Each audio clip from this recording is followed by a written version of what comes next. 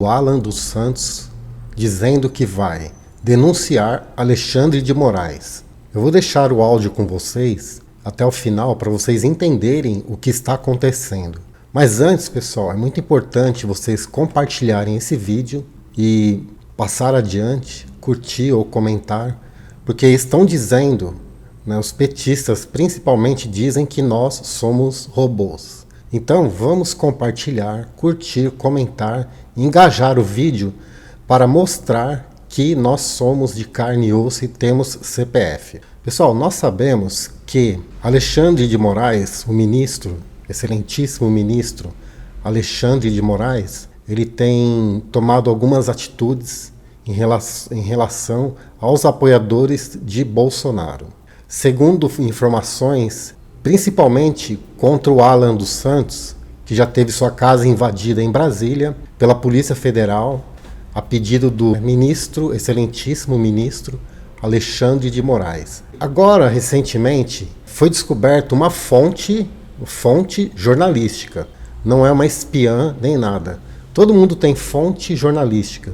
Só que, se você é bolsonarista, você tem um informante espião. É piada. E é muito engraçado que, por exemplo, você vai assistir a Globo News, aí eles falam assim, olha, segundo fontes do Planalto, segundo informações, segundo uma fonte minha do STF, eles têm fonte. Só que o Alan dos Santos, ele tinha lá uma estagiária que passava informações para ele, é uma fonte garantida por lei. A lei garante o sigilo da fonte. Só que se você é bolsonarista, não é fonte, é espião, espionagem. É tudo quanto é tipo de adjetivos pejorativos. Agora, se for a mídia vermelha vendida, eles podem ter fontes. O deles não é informantes, muito menos espião. Agora eu vou deixar com vocês o áudio do Alan dos Santos sobre o Alexandre de Moraes. Veja só o que ele vai fazer, qual atitude que ele vai tomar a respeito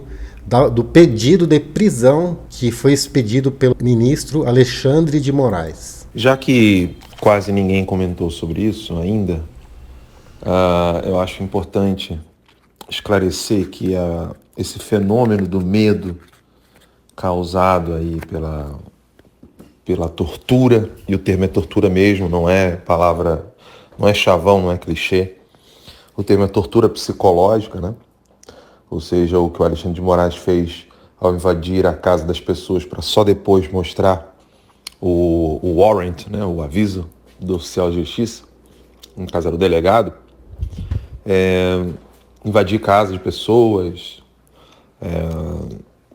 vasculhar suas propriedades, roupa, né, e também prendê-las posteriormente, e todo o mecanismo de terrorismo psicológico que ele tem feito, dos quais eu vou denunciá-los um a um, né, na Corte Americana aqui e também na Corte Internacional de Direitos Humanos. Alexandre de Moraes tem sido um torturador psicológico, né? Porque você tem o psychological harm, que é você fazer tortura por meios psicológicos, e você tem torturas físicas, né? E ninguém está comentando o fato de que o Alexandre de Moraes tem sido não só tirano, não só censor, mas também um torturador, né, psicológico, colocando medo nas pessoas, medo na imprensa, medo nos donos de mídia, medo nos jornalistas, medo nas pessoas comuns, né? E é necessário lembrar o livro Ponerologia, Psicopatas no Poder, né, do Andrew Lobachowski, eu acho que é assim, pronunciou o sobrenome dele, é bem complicado, mas é o Andrew, né? E por que eu estou falando desse livro, né?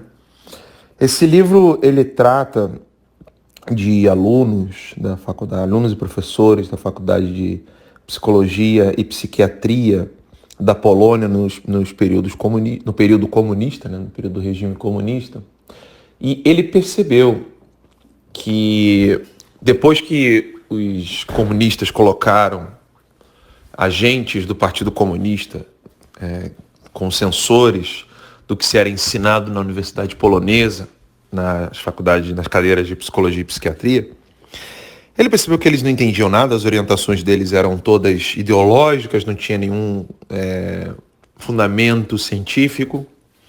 No início as pessoas riam, né, desses censores, depois a coisa foi piorando, a censura foi piorando. E eles começaram a se autocensurar. As pessoas começaram a se autocensurar, já não mais criticando publicamente, depois parou até de criticar ao pé do ouvido, ou seja, um com o outro. E depois, com o tempo, isso acabou criando um comportamento, um damage, né? Um dano psicológico e até psiquiátrico nas pessoas, né? Ou seja, isso afetou não apenas a questão da psique humana, mas também o próprio corpo humano da pessoa acabou ficando afetado e a pessoa passou então a ter problemas. E a única maneira de você parar um problema desse, é por isso que o nome lá no site tem um texto que eu boto logo no início, que é Quia parvus erro in principio magnus est infine. É uma citação latina de um texto de São Tomás de Aquino, mas a autoria é de Aristóteles, né? Um pequeno erro no princípio torna-se grande no final.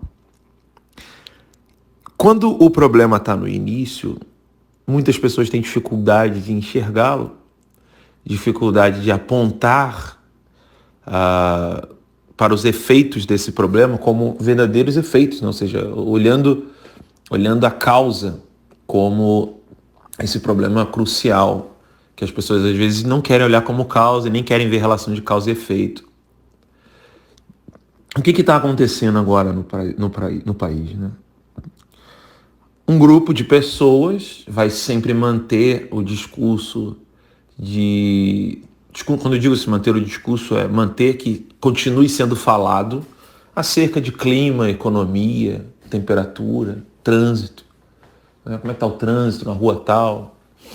A bolsa caiu, a bolsa subiu, tá chovendo, tá sol, tá com tempo para ir para praia, tempo para ir para montanha. Enfim, existem uma série de discursos que ainda vão se manter permitidos, né? E esses discursos permitidos, eles darão ares de normalidade ao que o Brasil está vivendo hoje. Então, entre esses discursos, né, o discurso acadêmico vai poder falar de alguns assuntos, outros não. Isso já há um bom tempo, já não se pode falar de comunismo, socialismo, não se pode falar da tortura que os comunistas fizeram. Quando se fala em tortura e genocídio, todo mundo só fala de Hitler, mas ninguém fala de Stalin. Agora, a nova censura das universidades é realmente a questão relacionada ao Covid e por aí vai. Então, nas universidades, esse tipo de censura já ocorre há muito tempo, inclusive com o braço do Estado, né? Caracterizando o termo próprio da palavra censura.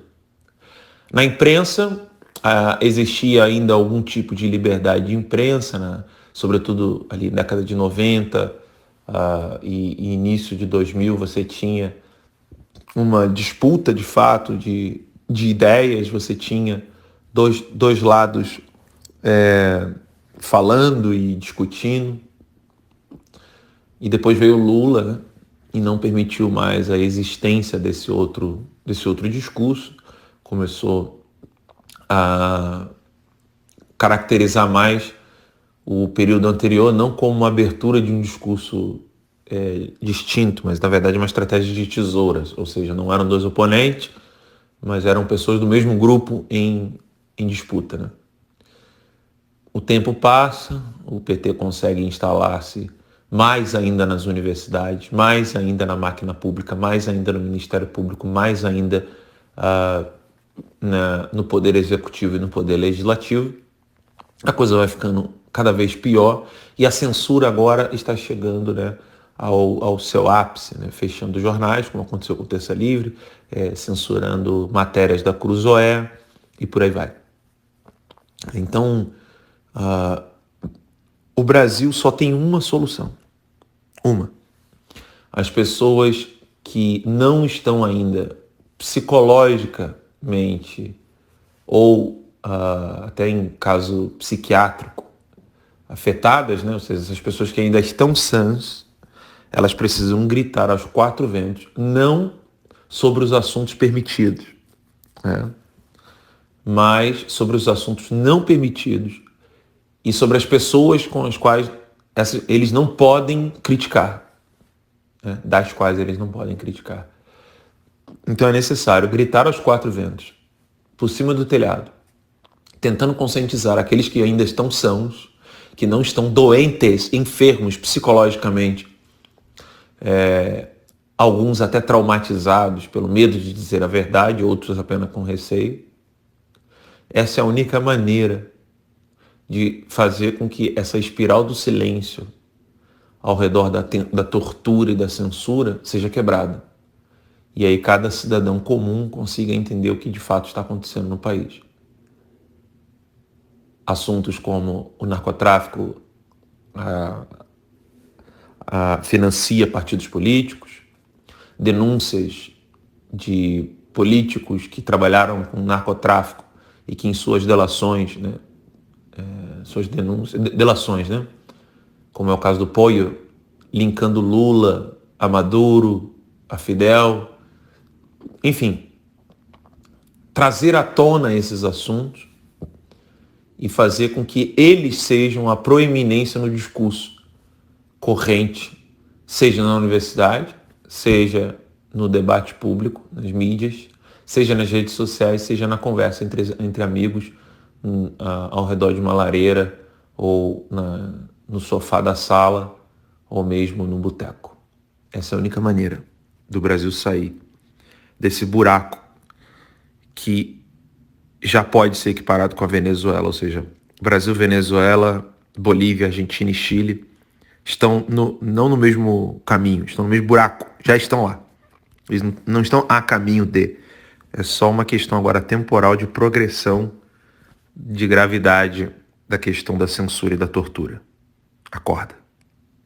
Só para deixar consignado, eu não retiro o tratamento de Alexandre de Moraes, tirano, haja a despeito da lei, e eu não retiro uma única e mísera palavra acerca do comportamento desse psicopata que hoje usurpa o poder judiciário brasileiro. Então está aí, pessoal. Esse é o áudio do Alan dos Santos, que vai denunciar o ministro do STF, Alexandre de Moraes, que inclusive a semana passada, no julgamento da cassação da chapa Bolsonaro-Mourão, no qual Bolsonaro foi inocentado, por 7-0 Bolsonaro ganhou, não houve uma prova sequer do disparo que eles acusaram, que o Bolsonaro teria feito disparos de WhatsApp, não houve uma prova nem um print. Inclusive nessa sessão, o Alexandre de Moraes ele ameaçou prender quem disparasse e caçar